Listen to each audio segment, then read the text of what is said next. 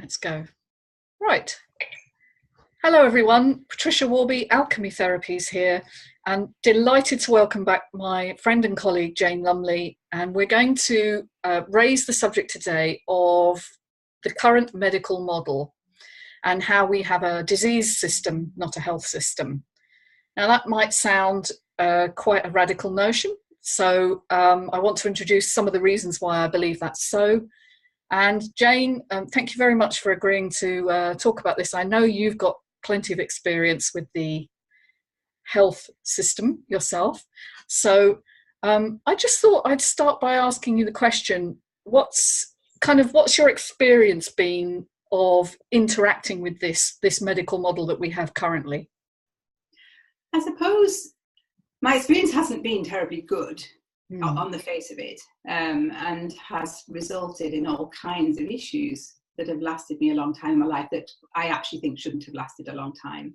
I've also worked, with clients, and this has come up again and again and again. And I think what my first thoughts were about this many, many years ago, my training was in psychology, and it was the science-based courses when I was young.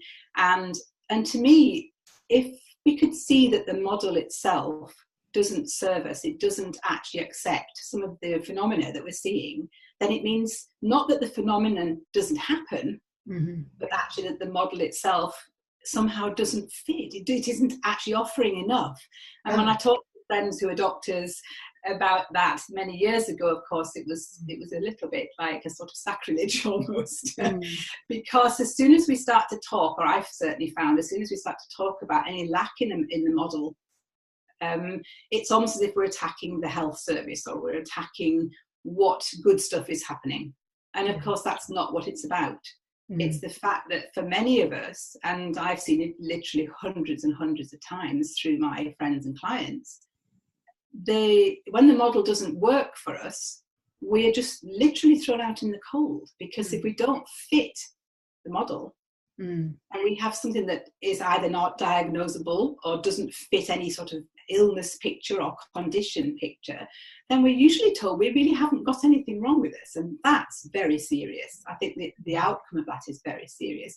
And to sort of jump right to the end, which we might look at later, I think the outcome for me was very serious, because if you're told enough times that what you're saying is wrong, doesn't fit any pictures, and that it isn't real, you stop going to tell them, to tell people who are using that model, which is your doctors and nurses and hospitals, you stop going to say what's wrong, because you're not expecting a response that will help you.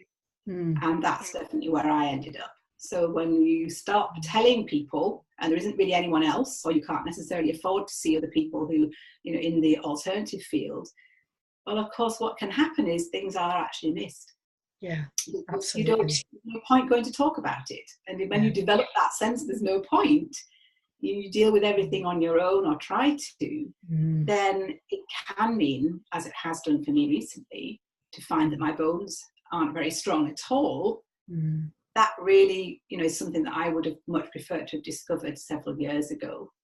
But because I was handling my life on my own, I had mentioned issues I'd had, none of them were taken on board, then it meant that I just carried on. And it's much harder to sort things out, as you and I both know. It's much harder to reverse things when they've got further down the line. Oh, brilliant. You raised so many points there that I could sort of take us off into, but I think let's first of all say what the medical model is currently. So as far as I see it, the medical model we run at the moment is that the body is a series of unrelated parts, much like a machine, that randomly break down from time to time, requiring an intervention by an expert to heal, cure, treat. And there is no consideration given to what's happening in the rest of the life. So, or what systemic problems there might be that are causing that underlying issue. Like, for instance, your bone density being low would suggest that your acid alkaline balance, as we now know, in a holistic model, would be slightly off. There may be stress factors there. likely your metabolism is affected, gut issues, and so on. So it's a systemic approach that natural medicine would look at is completely ignored in the current conventional medical model, and you would be given a scan which would indicate what your bone density is, and then you would be given presumably calcium supplements or something like that to help cure the issue without looking at all the other underlying factors that are involved in that. And that's primarily come about because 200 years ago, when this model was developed, the majority of illnesses were largely infectious. You would die of things that you I suppose were exposed to, chronic infections as well, but likely you'd pick them up from dirty water or eating contaminated food or interacting with people who were also infectious. So things like typhoid and cholera and tuberculosis, which was called consumption, I think. So these things were regarded as a bad element in your body. I mean, this was before they understood that there were pathogens or organisms that infected you. So you were considered to have a bad element in your body, and often the treatments were rather bizarre, but would involve bleeding you or giving you some noxious substance to sort of purify the blood. So, and that model, although thank goodness we've moved on from that, is very much an acute medicine model, and that's what we're running really. So when you go in and say, you know, I have a pain here, or I'm noticing I'm lacking energy or whatever, they're looking for one thing that is causing that. They're looking for the infection type element that is causing that, and therefore the drug or intervention that would cure that. So it's like we're running an old model when the majority of problems that most people are going to their doctors with at the moment are chronic diseases. And chronic diseases have systemic issues, in other words, system-wide, don't they? So I've experienced that myself, because about 4 years ago, it's really bizarre, but I had a conversation with a friend of mine who's about 5 years younger, and she was saying, I'm sure something's not right. She said, I've got this, you know, my abdomen's really swollen, and I keep getting pain. And I said, well, yeah, you definitely need to look at that. And she said, yeah, I think I've probably got some form of ovarian problem, cyst or something worse. She's quite terrified, as people are when something goes wrong.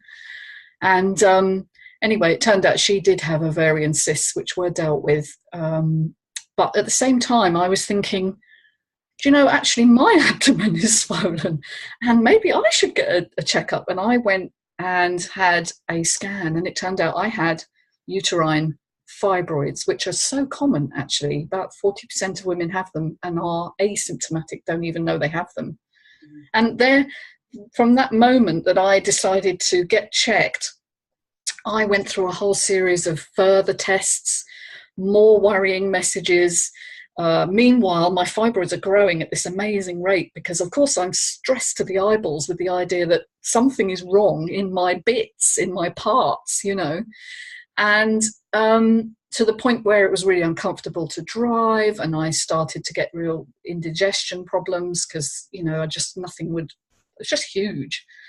And I elected for an operation. It was an overnight stay, and it was called embolization, which is where they basically block the blood vessels to the uterus, and everything shrinks, of course, because without a blood supply, it can't survive. It's a rather drastic answer. It does work to some degree, but it's really, really painful when that happens. And my aftercare was appalling. You know, the surgery was fantastic and the surgical team were great, but my aftercare, they couldn't wait to get rid of me out of the bed because there's such pressure within the NHS to turn people round. And I was left, and this is no joke, at 9 a.m. the next day after my op, waiting on a park bench for a taxi because they had ejected me 2 hours early. I'd had no breakfast. I'd had a massive bag of pills, painkillers for this, that, and the other, this type of pain, that type of pain, huge cost to the NHS, only 2 of which I ever used. And I'm alone and I'm waiting for a taxi and thinking, oh my God, this is awful. This is aftercare. And the upshot was, yes, I did have a successful treatment to some degree. They did grow back because, of course, I hadn't addressed the underlying issues. But I elected then to treat it nutritionally, and that's what I've done since. So that's just my experience. But I think it kind of illustrates where people can end up. As you said, not having the answers, not having any information, and feeling really lost and alone. So it's not working. It's not working. I mean, I think that lost and alone isn't the kind of picture we would expect for a health service. But in fact, we do. I mean, people say all the time now, don't they, it's a sickness service. And without being negative, it just is a sickness service. It's to deal with sickness when it's apparently appears. And for many people, up until a few years ago, it was still thought to appear out of the blue, wasn't it? I mean, sort of cancer descended on you and you suddenly had something. And, as we've already mentioned before in our conversations, it's well known that whatever that is appearing in your body many, many years before it actually is diagnosed. And I think the classic one now is the whole gamut of brain issues. So that the dementias and the Parkinson's and the diseases that are called diseases, I have to say that I go along with the chap whose name I can't remember, I'll look him up for next time, who's writing a wonderful book that's Alzheimer's Isn't a Disease. And he's an 80-odd-year-old doctor who spent a lifetime looking at this. And I'm fascinated by this idea because there's more and more research showing that, in fact, we don't need to be getting Alzheimer's. In fact, it's probably not doing us any service calling it something like Alzheimer's, because again, it's labeling something that we're going to get as if it just appears, and it doesn't just appear.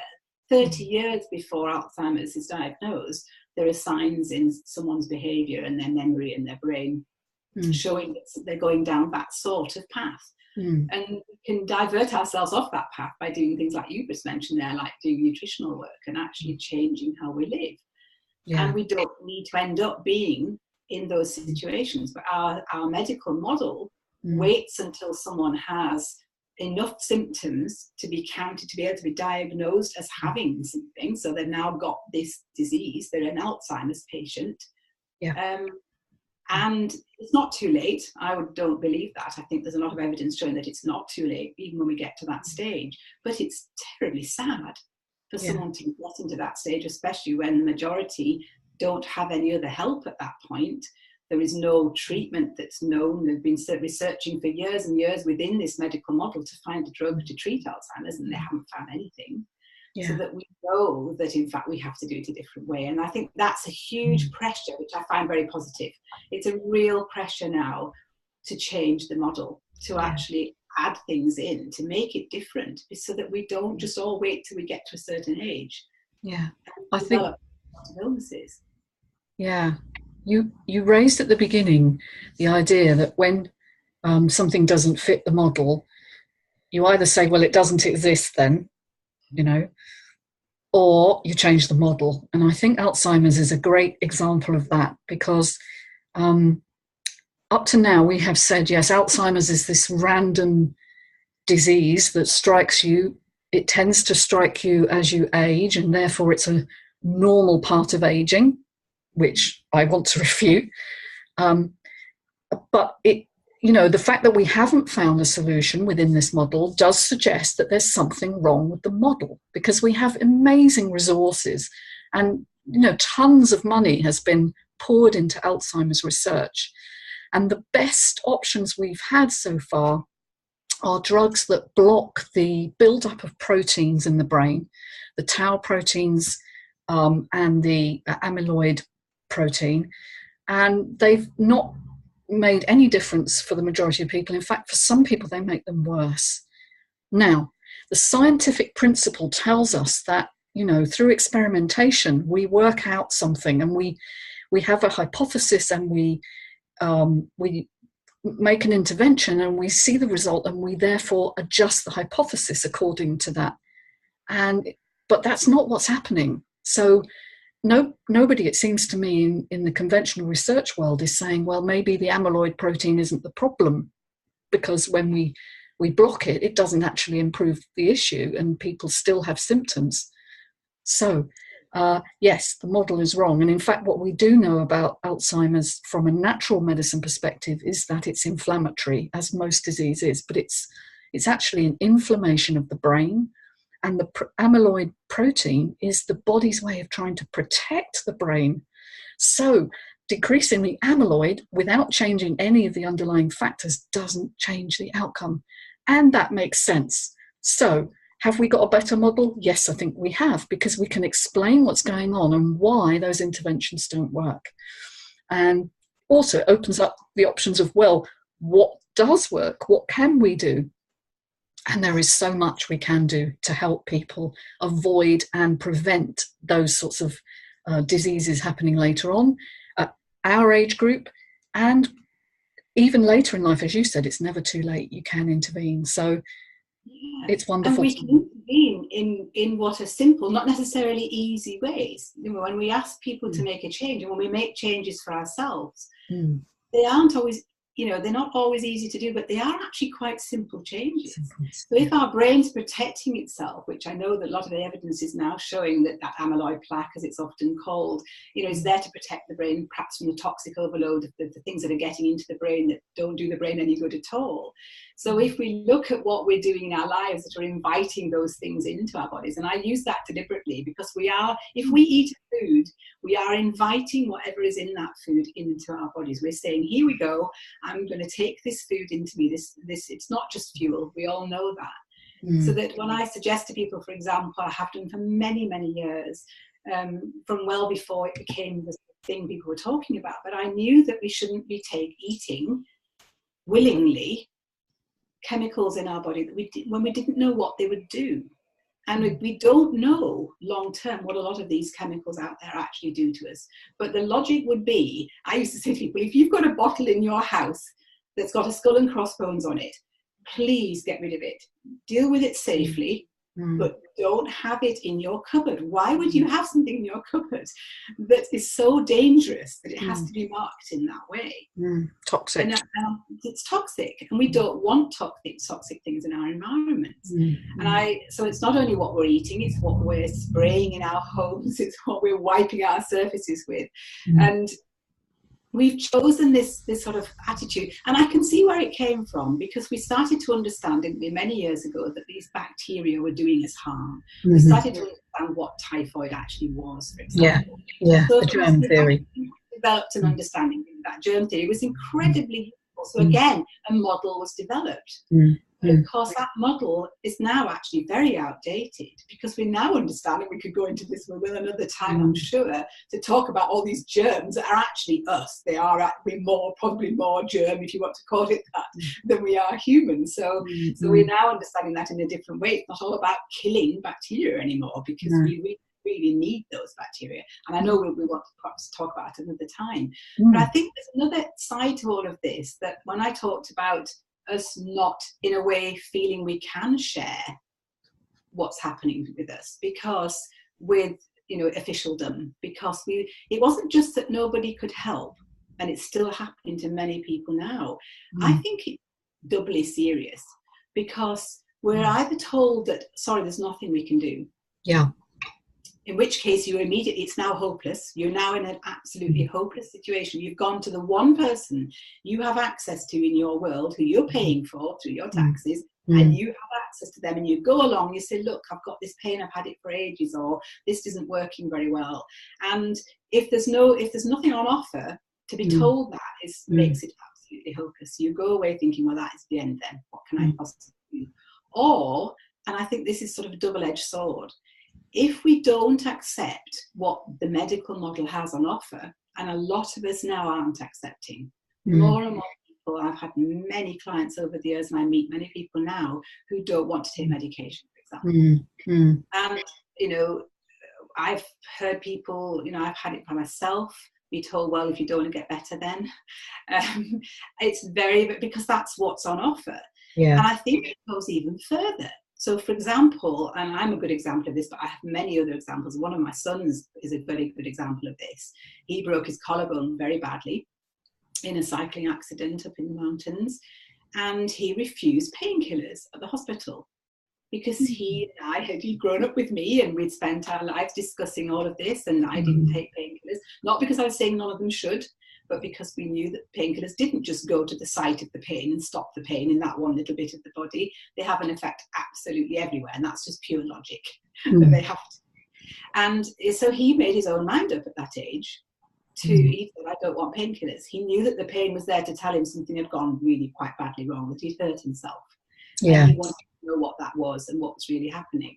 But because he didn't accept painkillers, he wasn't treated in the way that he should have been treated. Yeah. And it turned out much later, he had a really serious break of the collarbone. He wasn't treated like that at all. He had bits of bone grinding together as he moved. God. But it was treated as, well, he must be okay then. And I think that's led to all sorts of issues. He's dealing with it very, very well as the years go on, but it has meant that he hasn't got a proper, his shoulder doesn't work properly. I just could count, on both hands how many times I've said I don't, when they'll ask me, when I hurt my back in December, it turns out I have, 3 fractures in my spine. So, it was a fairly serious injury. Yeah. And when I said I didn't want to take painkillers, because I was asked, are you taking painkillers? What are you taking? I said, well, I'm not. And I've seen that same expression from lots of amazingly good doctors, but I've seen that expression so many times. And something clicks inside their head that's saying, she doesn't need painkillers, so it obviously isn't really that much for pain. It can't be that bad, because in their experience, people who've got a bad pain will take painkillers and they'll be given stronger ones. And the next time they come back, they're given stronger ones again. And we all know many, many people who are on very strong painkillers and actually on opioids, etc. Yeah, we have a problem. When we say no to them, it belittles the issue so that it's as if there's nothing really much going on. And so we labour on with things that we should be looking further to find out what's happening. But if we're told that it can't be anything very important, then it's causing a denial system in ourselves too. Which is, and that doesn't get us anywhere positive either. No, we have to engage, I think, our healing system. So maybe it's an appropriate point at which to talk about that. So, so when we are fed the message of fear and hopelessness, this isn't just a mental state, as we know. This is a program that the brain and the body enact. And we now know that hopelessness, fear, resentment, those kinds of negative emotions start to set in place an inflammatory process in the body. It downregulates certain mechanisms that are designed to keep us healthy, and it upregulates mechanisms that create disease. So not only are we getting a negative message which doesn't help us, we're actively involved in creating more disease. And this is the real bone I have to pick with the current medical model that gives us this message that says there's nothing you can do. You need to give over your power to me, because I'm the expert, the doctor or the consultant. And if you fail to do that, then you are to blame virtually for your own condition, and we can't help you. Which, instead of engaging people in their own healing and giving them these messages, well, there are things you can do to help you. I'll give you an example for me. Was when I finally went back to the doctor after my op, and I said, are there any things I can be eating that will help my fibroid not to regrow? And the answer was, no, there's nothing. Diet doesn't affect it. Okay.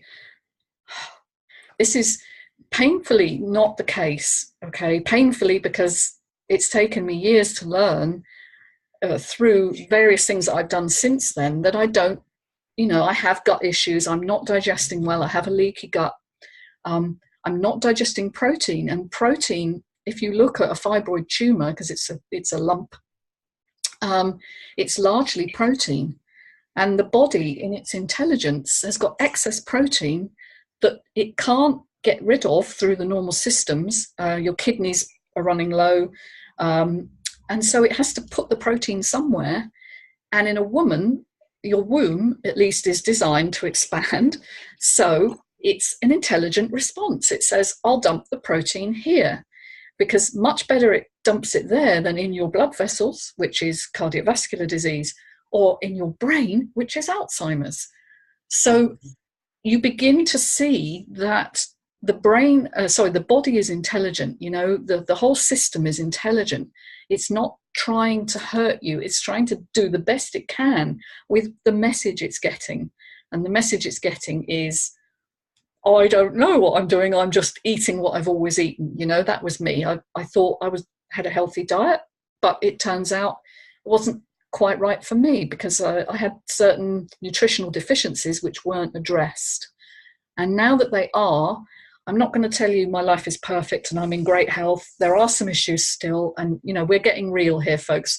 We're not going to be like all the gurus on the internet saying, I juice 16 times a day and I'm down the gym and life is brilliant. And there are still issues, but I have a handle on them. I think I'm learning as I go, and I'm getting better at refining what I do and how I eat and how I live. You mentioned that, how you live, how the life is lived. So I'm no longer dependent on the doctor's, treatment. I can say, well, I'm dealing with it myself. I'll come to you if I need intervention and if what I do doesn't work. But, I trust myself a lot more to be able to reverse this, and touch wood, nothing so far, no recurrence. That's great. And that you brought up the idea of trusting yourself. And that is, isn't it? That's the antithesis of sense of hopelessness and helplessness. Yes. I mean, when I was first studying psychology, and I used to teach psychology, I loved teaching Hans Seligman's work on learned helplessness. And it made sense to students way back then. And I think he did his work in the 50s. I can't remember the date of his actual research now, but learned helplessness holds true right now. It's a really helpful way of looking at how we live our lives. And if we keep getting that message that whatever we do doesn't make any difference, then we become helpless. And that helplessness, there's no doubt whatsoever, it leads to depression. Yeah. And to anxiety, and it leads to chronic illness. Because our system, as you described before, we end up with inflammatory problems in the body. And I can remember when I was studying at university, one of my years, I did what was considered first year medical school, and it was all the systems of the body. And I can remember getting to the end of the year, I'd done this incredible genetics. I loved it. It's wonderful learning about genetics as it stood then, and, the biochemical systems and so on. And I remember asking at a seminar, a very eminent doctor at the time, so when do we bring all this together? In my innocence, when do we look at the whole system and how these interact? And he just stood and looked at me as if I was a very stupid student. And I came to realize that they didn't do that. And I didn't want to do medicine, but I discovered from my colleagues and friends then who did, they didn't do that next bit that seems so absolutely logical, that you would then want to see what the interplay was between all of these systems. And that isn't how it was taught. I mean, I don't know how they teach it now, but I get this impression that it's a similar idea, that we need to know how all these systems work. But what's really important to all of us on a day-to-day basis is what's happening, how much are they talking to each other, how much are we listening to what those different systems are telling us as well. The interplay. And I think that's why I'm loving learning more and more about the brain and neurogenesis. And I have a little pact with myself at the moment, because I've noticed over the last few years changes in my brain. And when I was actually quite ill, and I had injuries a while ago, there's no doubt when you're feeling vulnerable like that, your mind starts to play these games of, well, I'm getting older. Is this the way I'm heading? Is it already happening? And what's happened is I've taken control again and really, worked with myself over the last few years. The joyful part of it is that whatever my brain, what it's struggling with, I am working with now. So for example, I decided I'm going to learn a quote every day because I realised I don't have the memory I used to have. Yeah. So I'm now learning a different quote, something that I find in the literature I'm reading that fascinates me. I think, oh, that's really interesting. And I'm learning that. Now that's only using one part or several parts of my brain. So I need to be doing, that's one of the things that I've been learning about recently, is that we need all those different aspects, don't we? So that using the mental and the verbal part of my brain is wonderful. I also want to be using all the other parts of my brain, the motor cortex and so on. So I'm actually putting it all together because I want all those parts of the brain to talk to themselves. And I think the take home for me from all of this is to go back to the meditation that I used to do. And I'm now meditating twice a day. And I can honestly say I said for several years I don't have time anymore, and I stopped doing it. From an hour in the morning, an hour at night, to 45 minutes, to 40 minutes, to 20 minutes, until in the end I decided that I didn't have time for it at all.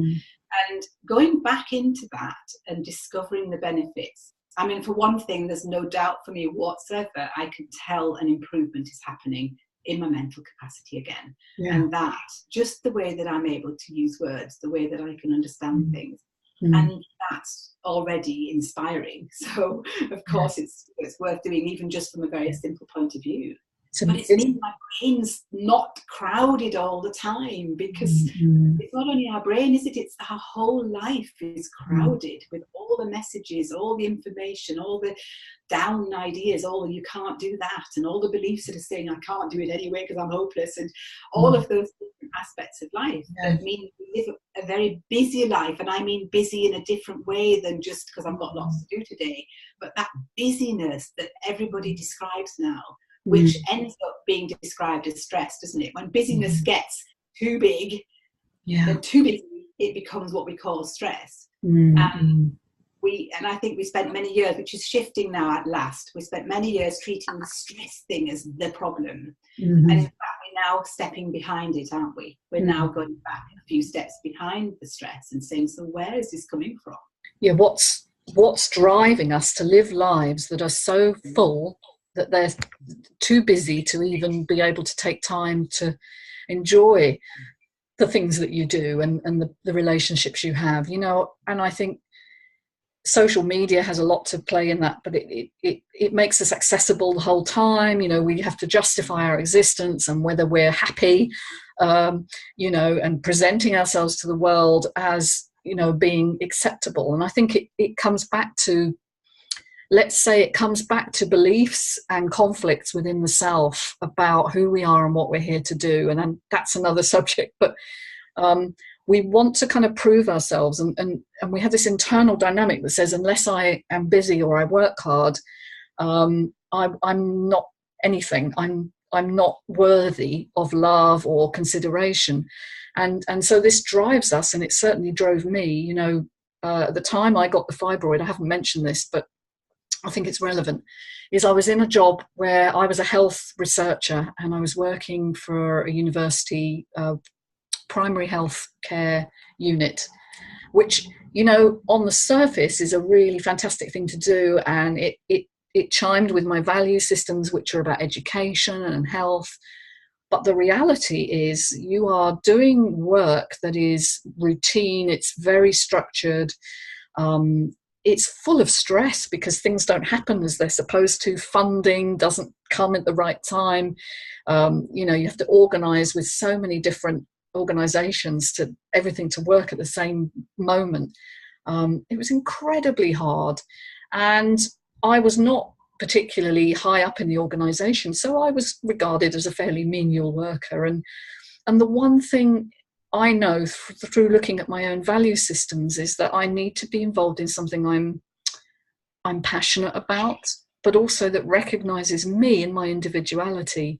And this clearly didn't. And I think that was definitely playing into what happened to me and why I grew this thing in my body, So it's not just random events, it's how you live your life. And you've beautifully illustrated how we can intervene in that. But I think the main point I want to make, to sort of summarize, is that you don't have to accept that there's nothing you can do. There are always options if you know where to look. And the sad thing is, though, that our medical model is not empowering people to take charge of their own health. It's actually about managing the symptom and keeping people chronically ill. And I know that there will be a few people listening to this say, whoa, that's an extraordinary claim to make. But when you look at the profit motive for keeping people chronically ill, and I'm not saying doctors do that deliberately, because they're good people, they want to help. But the model they're operating keeps people chronically ill, because all it does is suppress the symptoms and doesn't look at the root causes. So we end up with a bankrupt system which is costing more and more and more. I know in the US they have out of control spending, and it's similar in the UK, particularly on opioid painkillers, as you mentioned earlier. We have a real issue with that.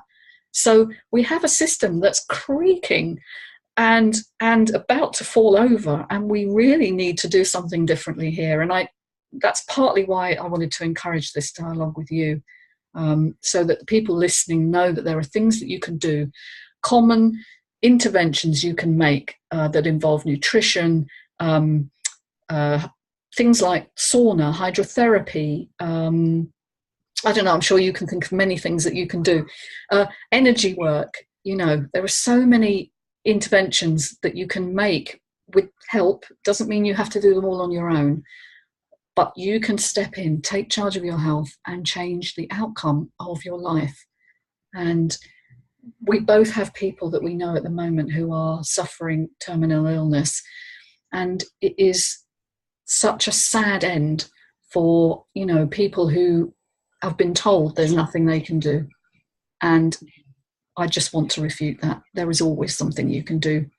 I quite agree, and I think it's time to step out. Actually, it's time to put our heads above the parapet. Really, yeah. Those of us who are passionate about all of this, and seeing the sad life for many people who've lost hope in being able to change anything. They actually still can, but that's really hard to do when you're suffering. It's hard when the end game. And I think. I'm about to do a talk here where I live. I'm going to do an interactive talk, and I'm calling it Breathe, Eat, Sleep, and Think Yourself Well. Oh, lovely. It covers everything. And the fact that, as soon as people walk in the door, I'm going to ask them to notice how they're breathing, and it's not because I profess to be an expert in breathing, but we all breathe, don't we? The one thing we all do. Yep. Helpful and that's not so helpful. And so to me, it's those sorts of changes. And I just ask everyone, I challenge everyone that I know really, and when I'm working with them, make one change today. And it might just be noticing that you're breathing high in your chest all the time. That tells us all sorts about what's happening in terms of stress levels, anxiety, and what we're doing in terms of oxygen and carbon dioxide, that's telling the cells, and we could go on about that, biochemically. Yeah. But if we can help someone to say, well, when you breathe deeply, do you notice a difference in how you feel?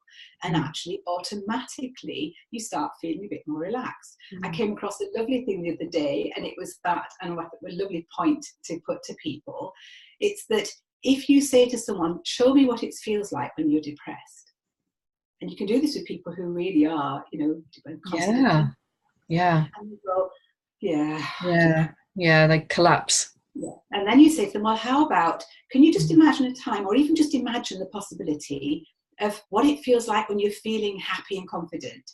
And they'll go, well, like this. And then you say to them, okay, now try and show me what it's like to be depressed from that position. Yeah. And they go,